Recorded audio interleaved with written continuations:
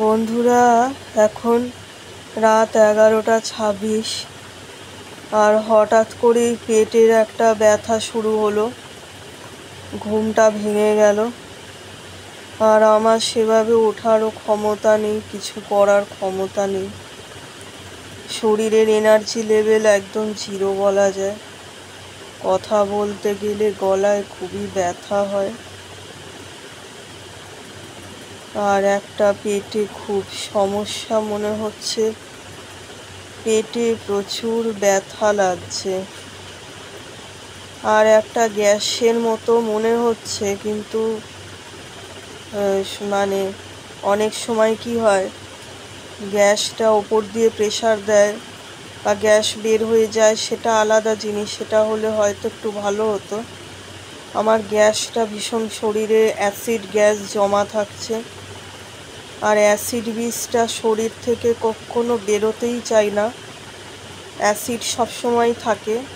আর জল খেলেও দেখেছি আমার গ্যাস হয়। মানে কোনো সময় যদি মনে করি যে একটু খাবার মানে অল্প খাবো বা কম খাবো, সেখানেও দেখছি প্রবলেম। আসলে কি বলুন তো, এইগুলো আমার ছোটোবেলা থেকে সমস্যা আর কি। আমার মা আসলে ছোটোবেলাতে আমার ওপরে এত অত্যাচার করেছে, যার ফলে আজকে ইয়ং বয়সে এসে মানে এই কষ্টটা পাচ্ছি। কোনো কাজ করার অবস্থাতে নেই। মাকে শুধু একা বলবো না, আমার বাবাও কিছু দায়ী, যাদের জন্য আজকে আমার জীবনটা একরকম নরক হয়ে গেছে। হ্যাঁ, তারা আমাকে অন্যর কাছে রেখে যেত ক্রেসে পয়সা দিয়ে, আর ক্রেসের লোকেরা আমাকে অনেক টর্চার করত।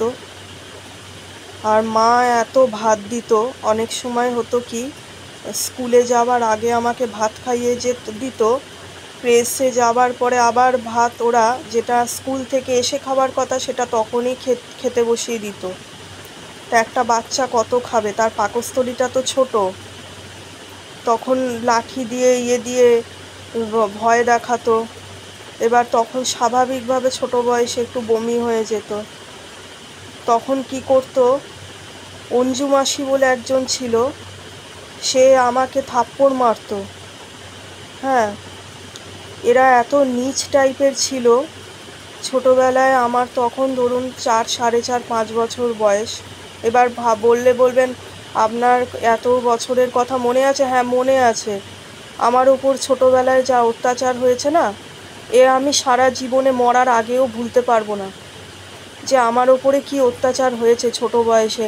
5 বছর তো বয়স তখন, ধরুন তার আগেরটা হয়তো বলতে পারবো না। 5 বছর বয়স তো তখন হবে, আমি তখন কেজি 2তে পড়ি। 5+ হয়নি তখন, 4+।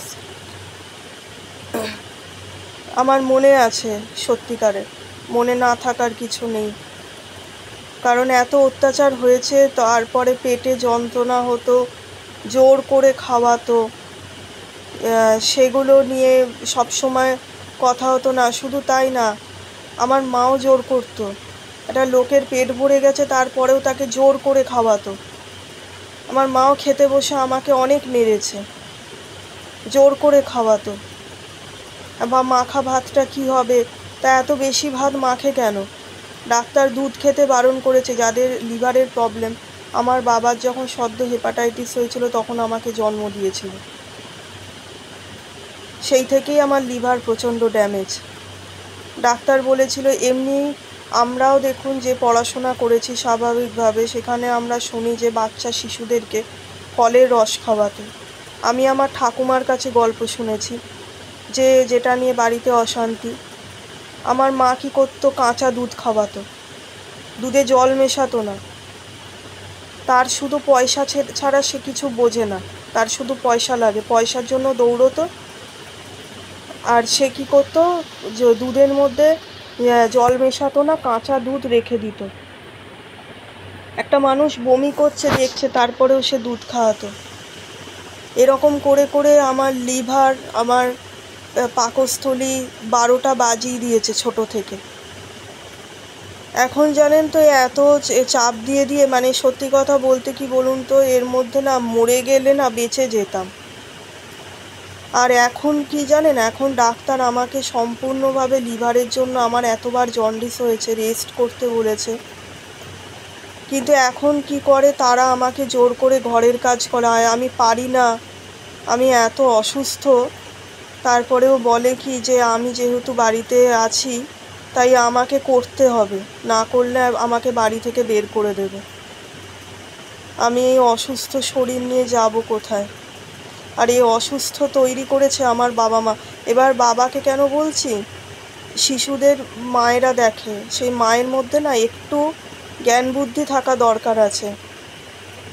হ্যাঁ, আমার বাবা কোনো দিন প্রতিবাদ করেনি সেভাবে। কেন না, আমার বাবা কোনো দিন, আমার বাবাদের বাড়ি ছিল না, না আমার দাদুদের বাড়ি ছিল, না আমার বাবার কোনো বাড়ি ছিল, বাড়িটা আমার মায়ের ছিল। সেই জন্য আমার মা বলতো যে আমার বাড়িতে আমি যা ভালো বুঝবো আমি তাই করব, তোমার থাকতে হলে থাকো, নাহলে তুমি থেকো না। আর আমার বাবা কোনো দিন আমার ভালো মন্দ দেখেনি, সেও অনেক স্বার্থপর, সেও জীবনে ভীষণ স্বার্থপর। এখন সে মোটামুটি আলাদা টাইপেরই থাকে। সে শুনেছে আর চুপ করে থেকেছে, আর আমার উপরে এই অত্যাচারগুলো জাস্ট টিভি দেখে দেখে ইগনোর করেছে। ছোট বয়সে মানে 3বার করে পেটানি মাস ছিল। স্কুলে নর্মালি তো আগে খুব মারা হতো, খুবই অত্যাচার হতো স্কুলে, পড়া না পারলে বা হোমওয়ার্ক না করলে, এসবের জন্য বিভিন্ন ক্ষেত্রে ছাত্রীদের মারা হতো। আমাকে একটা টিচার ছিল, সেই নাম করছি না কারণ সে এখনও বেঁচে আছে বলে তার নামটা করছি না, তার কাছে আমার মা বাবা ওই স্কুলে পড়াবে বলে এটা ওখানে পড়াতো, ইনডাইরেক্টলি ঘুষই বলবো আমি তো, কারণ ওখানকার স্কুলের টিচারদের কাছে না পড়ালে স্কুলে ভর্তি করতো না। সে প্রচুর মারতো। তা আমি তো সব কিছু জানি, শিখে এলে তো আমার হয়েই যেত, আমি জানি না বলেই তো পড়তে এসেছি। তখনও আমি ক্লাস 1-এ মানে উঠিনি, কেজি 2-তে পড়ি, 1-এ পরীক্ষা দেব। তারপরে আমার মাও প্রচুর মারতো আমাকে, সামান্য পান থেকে চুন খসলে খাওয়া নিয়ে নিয়ে। আমি জীবনে কোনো দিন কারোর জানেন স্নেহ ভালোবাসা পাইনি।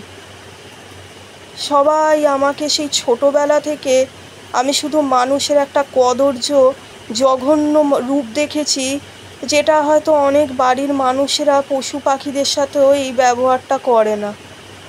না, সবচেয়ে বড় কথা কি জানেন, ওপরওয়ালাকে একটাই কথা বলি যে এসবের পরে আমাকে বাঁচিয়ে রাখার তো দরকার নেই, না দরকার ছিল না। এখনও নরক ভুগছি।